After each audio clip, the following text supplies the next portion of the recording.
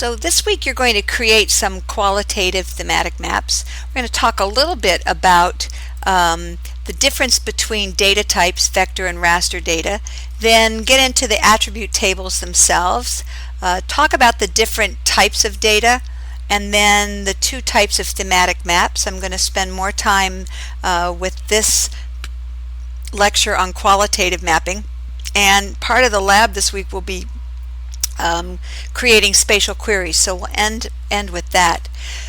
But just to kind of review a little bit, when we're talking about a GIS, and ArcGIS Desktop is the software that we're using, we're talking about the software and the hardware that works together to integrate spatial data, and we'll talk about what spatial data is, to capture data, to store data, to create more data, analyze data, and display it so that you can use it to explain phenomena, to help visualize features in planning and in predicting. So it's a very robust system.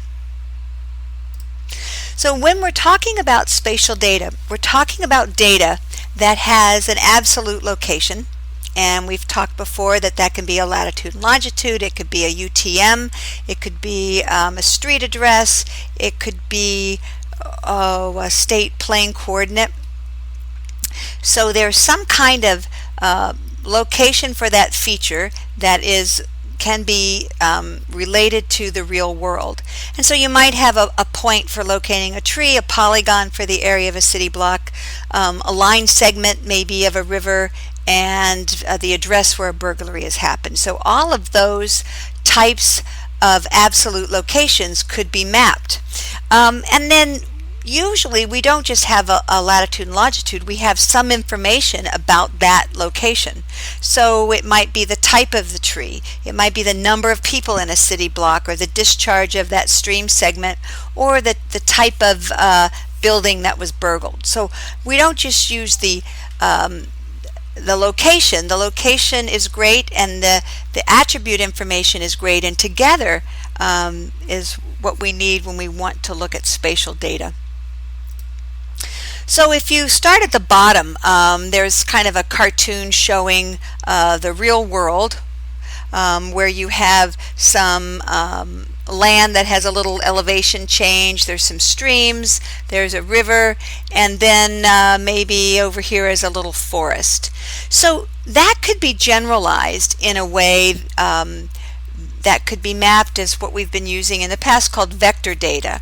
And vector data is really good at accurately outlining the spatial extent of a feature. So in that lower left-hand corner you see a little bit of kind of bumpy grass here, and so you could really outline that location with marsh, and outline the polygon around the lake, outline forest property boundaries, and get those really accurate, so that vector data is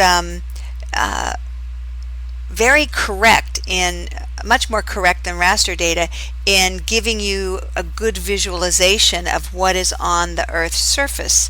Raster data, however, is great at covering large areas, and we'll talk about raster data in a minute. But raster data is this grid of cells or pixels that represent the real world or the vector data, but you can see that it is not as accurate in defining the actual extent of these areas. So you can see that this fine line that represents the streams going into the lake or coming out of the lake, that's low ground, so that's coming out of the lake, it covers a whole grid square in a raster image.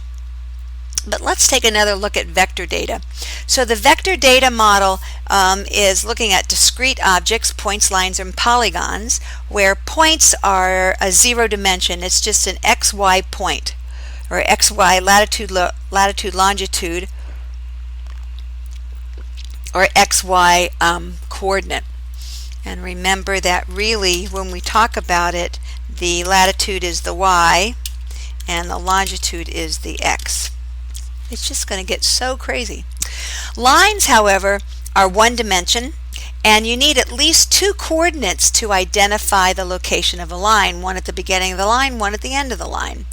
And polygons are considered two-dimension. They have width and length, and you need four coordinates to identify the smallest possible polygon. And each coordinate covers one of the vertices. So I have maybe a better example of that. So if you look at this first box here in the upper right hand corner, each of those are a point, A, B, and C points, and point A is identified by one coordinate pair, point B is another coordinate pair, and C is another coordinate pair. So oh, and I forgot to write degree on here, so I would lose some points on an exam. Alt 248, there we go. So you can see that that is just the zero dimension and one coordinate pair. The line, however, so line 1 starts at this, I'm going to start from the left hand side of the line, and it goes up here, and then it drops down, and then it goes back up. So every place that the line makes a turn has to be identified by a coordinate pair. So the beginning of the line is at 67 degrees, 48.8 longitude. The next vertice, or the next place that the line stops and changes direction, is at 68 degrees, 49. And then it drops down from 67, 50 degrees to 50.5 degrees. And then, oh, it got covered up. Hold on if I can move that. Oh, man. And then you can see that the line ends at this point. So there are 1, 2, 3, 4 vertices, each connected, that connect 1, 2, 3 line segments. And the same with line 2. There's the starting vertice, 1, 2, 3, 4, 5 vertices, but there are 4 line segments. The polygon, so I made the smallest polygon possible, and in order for a polygon to be a closed feature, the first vertice and the last vertice have to be the same exact place. So the vertice 1 is the tip of the triangle, vertice 2, vertice 3, and vertice 1 closes that feature back at the tip of the triangle. Okay.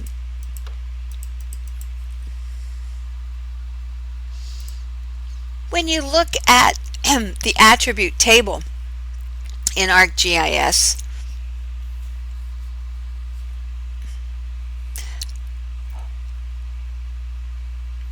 excuse me, I just was wondering what other, I have another slide, but I think it's coming up. When you look at the attribute table in ArcGIS, it's going to look quite a bit different than the Excel or the CSV tables that we were, or the CSV tables particularly, that we were using to get into ArcGIS Online. So when we created our attribute tables, our CSV tables, we had a field called lat and a field called long. And then you could have an attribute, say, called tree type. So there's oak. We don't put the degree symbol in when we're working with those, when we're putting them in an Excel file. We don't put north or south or east or west. You can put a negative. If this were west longitude, you would put a negative. Without it, you're going to assume that it is east longitude.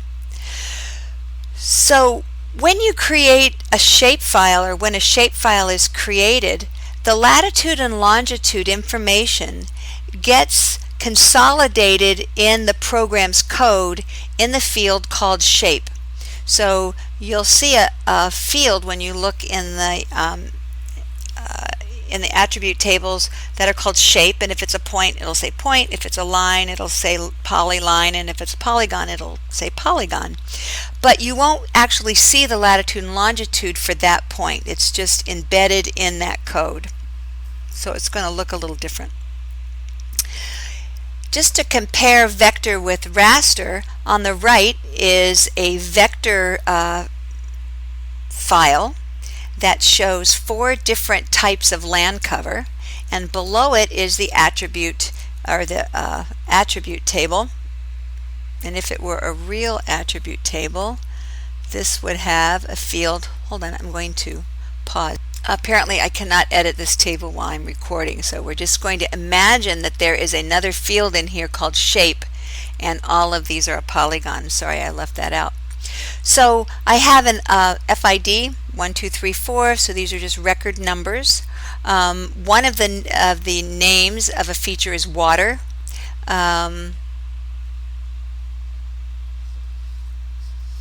And hold on, fix it.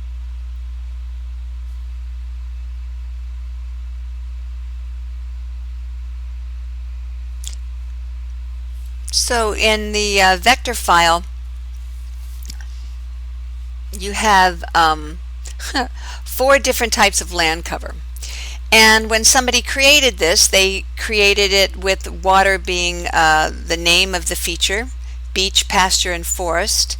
They gave each one a numerical value. I don't know why they did this. I got this from a lesson online.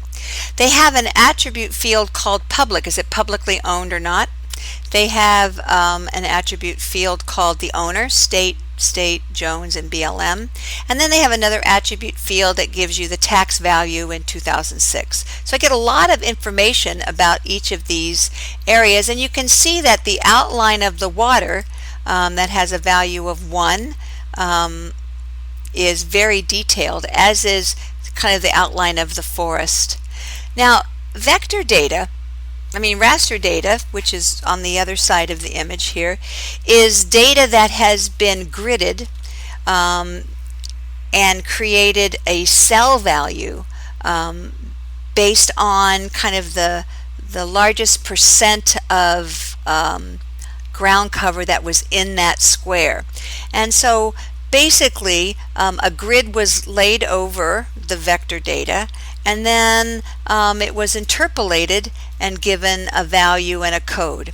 So in this image, the value number 1 means it's forest land, and so there were 10 cells or 10 grids that had forest land. The value 2 meant pasture land, and there were 9. There were 2 cells that had beach and 4 cells that had water. So you can, and we'll talk about why raster data is useful in a little bit, but you can see the difference where vector is much more correct, it's much more accurate, and if you were going to zoom in and map a small garden or a neighborhood park, you wouldn't really want to use raster because it's too general, but vector would be a good choice for that. So raster data also has locations. So when we look at raster data, we're looking at a series of grid cells that covers the area or the feature. I think these 2 slides were mixed up, so could be why this seems confusing. There's information in every raster data set that says the size of the cell. It could be 100 meters by 100 meters, or 10 meters by 10 meters, or 1 foot by 1 foot. That information is given. It also, the raster data also has information that tells you how many columns and how many rows.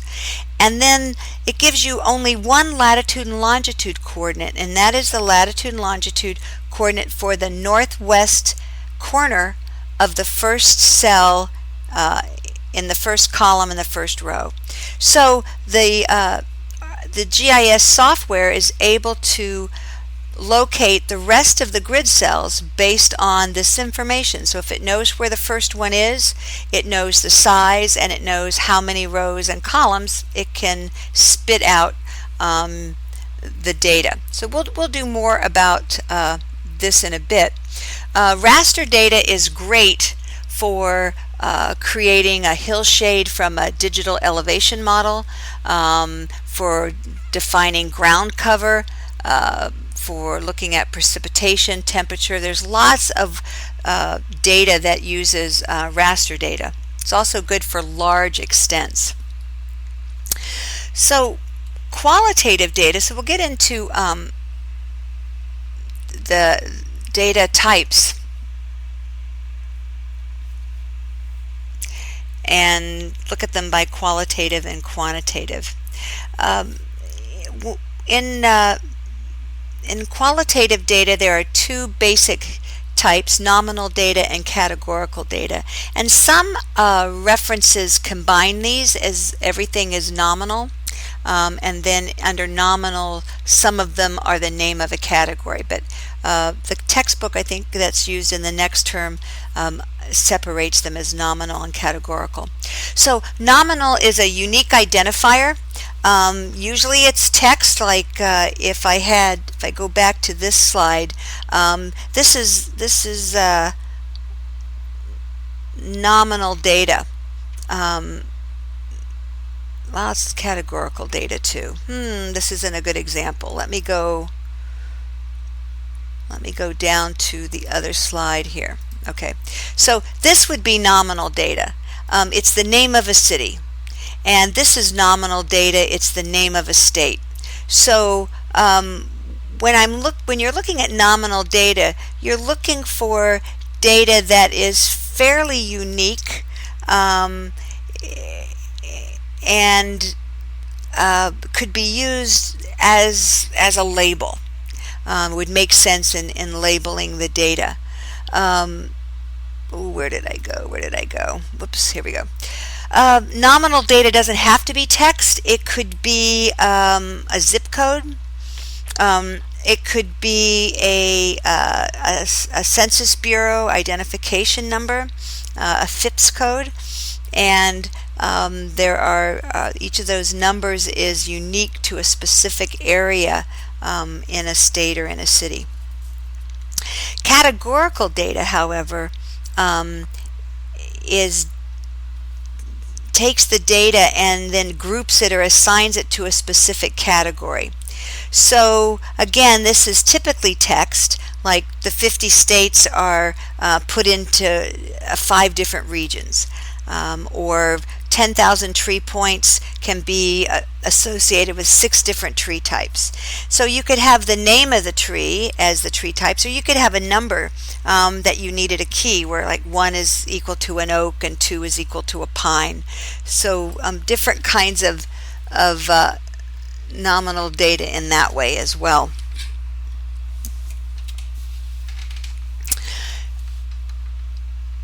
Quantitative data is data that is numbers that have some value and ranking as in high and low.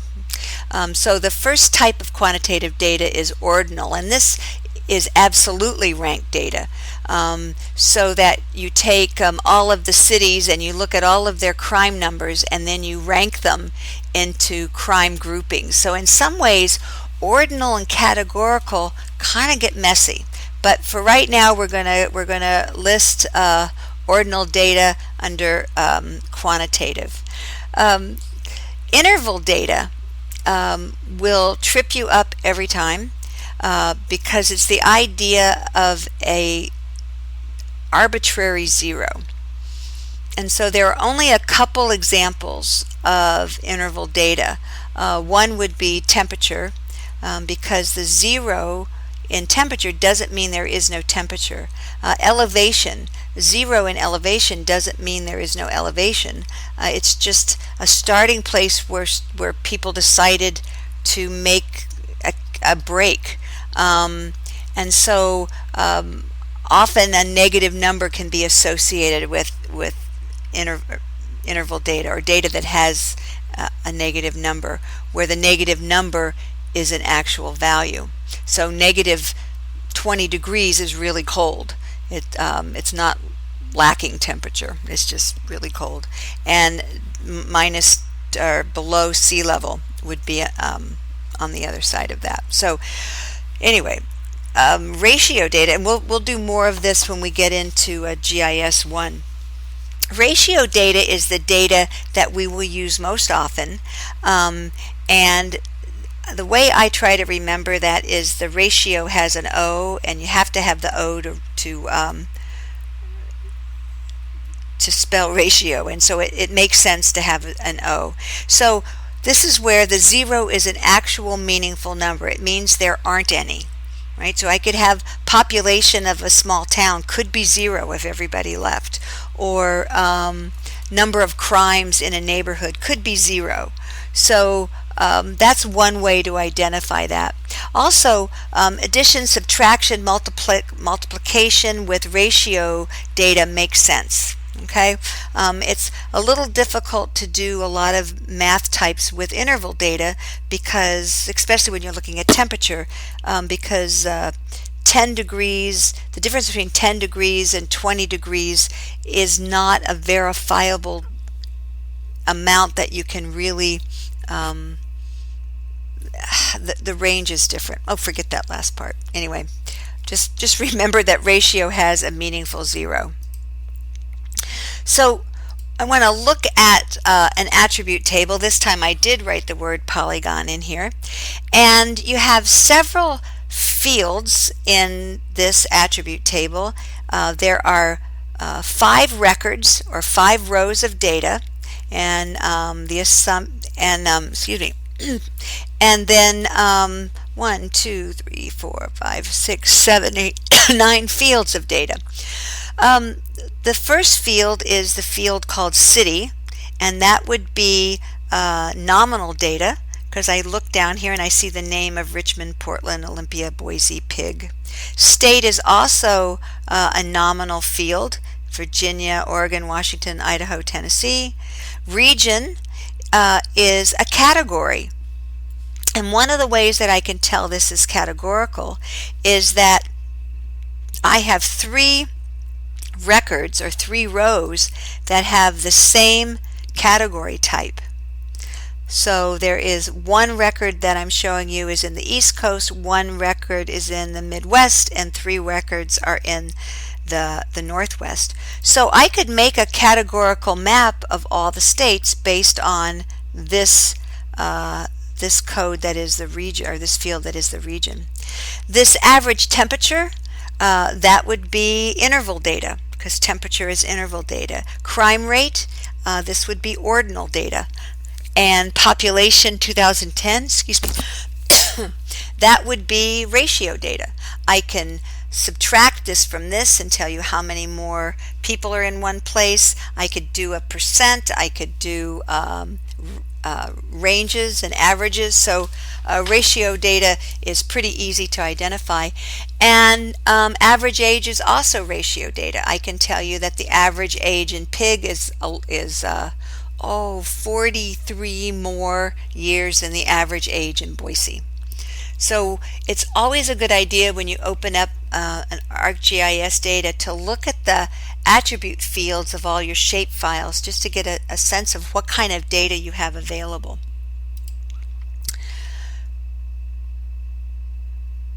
When you want to map your data, knowing what type of thematic map you can make, whether it's qualitative or quantitative, determines your color choices and your symbology choices. So with this first map, we're going to be doing qualitative mapping. So your data is going to use colors that are discrete. They're not a color ramp of light pink to dark pink like a choropleth map would be. They are colors of pink, blue, green, yellow, orange that are distinct from each other. And often it's a good idea if you're mapping soil or vegetation or land cover to try to use colors that actually exist in the real world.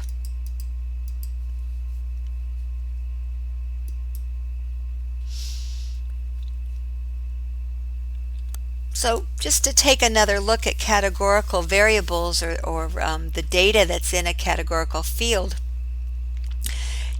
it would be if I had everybody's address in the class, and beside your address we put the zodiac sign.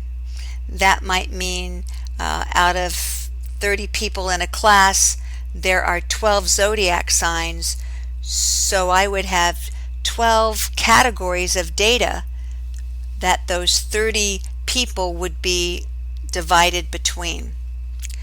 Um, you can't perform mathematics on categorical data. So if I had states by the predominant religious type, and one state had Baptist and the other state had Muslim, I can't add Baptist and Muslim together. If I was looking at forests and one was predominantly oak and one was pine, I can't add those together. So that's one way to kind of identify, could you take those two and add them together and get any kind of, make any sense. So I can't add East Coast and Northwest Coast together. I can't. I could add population together. If I add the temperature together, that's not going to give me any kind of, it's not the total temperature, so that's why that interval data is a little hard when you think about doing mathematics. So this is kind of a repeat of what we've been hammering about. So this is a map that shows qualitative map. So it's just data that shows the location of violent crimes. So somebody went in and said, this is just location of violent crimes. It doesn't give you what type of violent crime. If we had 4 different colors where purple was assault and red was arson, then you would have a much more useful thematic map. But this is just kind of a poor example of a thematic map that doesn't really give you much information. So when you're looking at qualitative differences, there's things you can do to symbolize the different types of something. So here are feature types. So if I have a point feature, I can just show the location of springs, houses, and mines, dead trees, live trees, in this way, or by color. Live trees are green, dead trees are brown, firs are green, pines are dark green. You could use color types like that, or oaks are red and firs are green. You could also choose line width, so that state highways are a bold line and dotted lines are bike paths. So you could do that. You can also, when you're doing land cover, you could say you could use patterns in your map. So there's lots of ways that you can make an interesting thematic map of category that actually shows different types of things.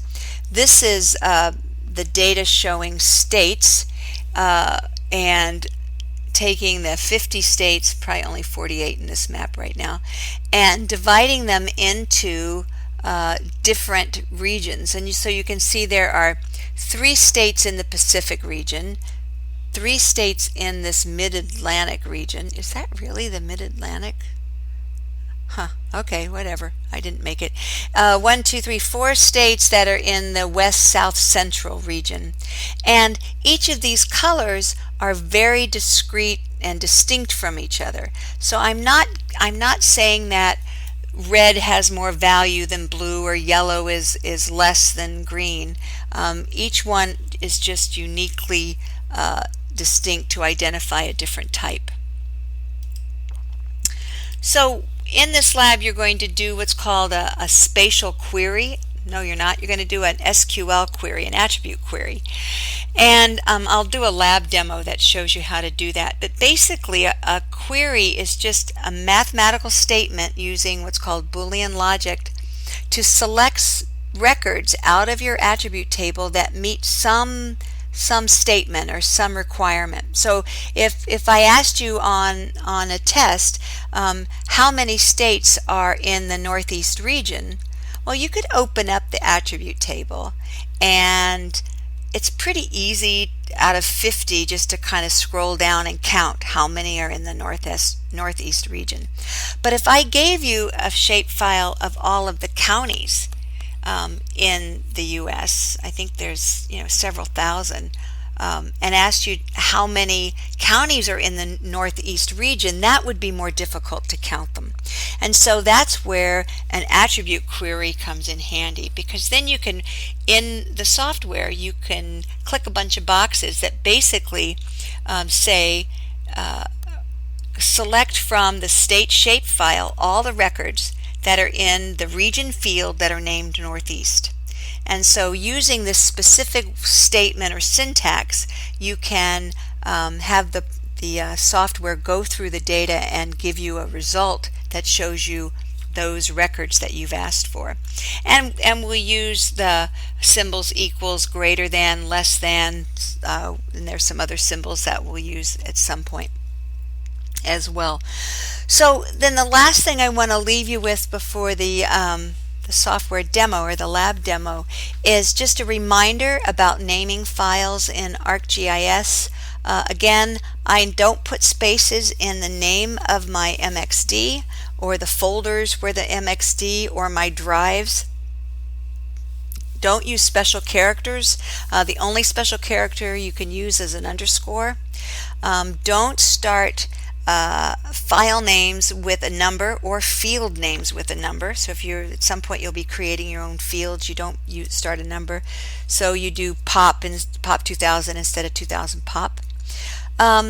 Sometimes the length of the field name is important, and so you need to keep those down. FIE field names. And you'll notice in the examples of the attribute tables that these are names that are pretty short. So that's A temp, crime rate, pop 10. You would need some kind of data dictionary to tell you what does that actually mean. And hopefully you would have metadata that would give you who collected this data, when it was collected, how it was used, that kind of information. Metadata is hard to come by. It is a great idea to keep a lab notebook or a log as you work, because especially when we start doing geoprocessing, because sometimes you'll geoprocess and create 10 or 12 different shape files or feature classes before you get the one you want. And you know, people start naming them funny, like they're going to create roads, and then well, no, these are good roads. Well, these are the last roads I'm going to create. No, these are the final roads. And so if you keep a record of how you name things and what you're doing, it will save you a lot of pain in the long run. And so I often use numbers, like the first time it's road 1, then it's road 2, and then when I'm done, I can call my data by a name that makes sense, like Lane County roads. One thing that confuses people is when we talk about attribute fields, the data in the field can have a space. The field name cannot. So here's the word region, and in the field region, east space coast is fine. But again, if we go back to this, you couldn't have AV space temp. That would blow up the table when you try to read it. So you can have spaces down in the records themselves, you just can't have spaces in the field names. Okay, I think that is everything I can throw at you for this lab. We'll talk more about quantitative maps in the next lecture, and then I will put up kind of a walk you through the lab and demo.